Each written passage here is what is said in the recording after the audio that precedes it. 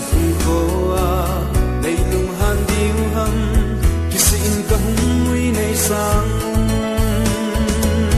Neithah semthah bin Pakai Nanga jammang talou di gamsungu na houbung Nalung deilam neisem-un Nalung deilam neisem-un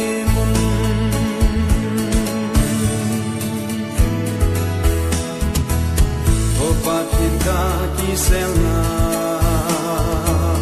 Tunin at chaten namin kakou-ui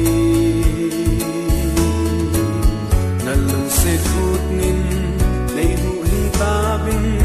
Nangdin semthah tauvin Neithah semthah bin Pakai Nanga jammang talou di gamsungu na houbung Nalung deilam neisem-un Nalung deilam neisem-un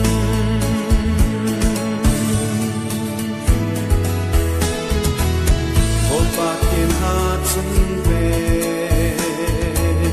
katsangu neisem-un tauvin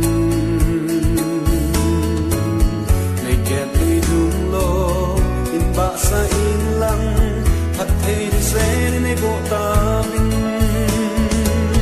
Neithah semthah bin Pakai Nanga jammang talou di gamsungu na houbung Nalung deilam neisem-un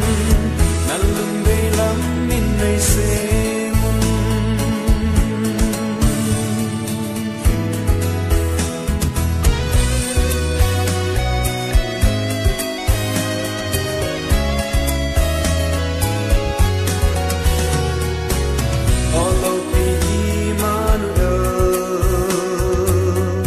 gamsungu bacam naleng-sain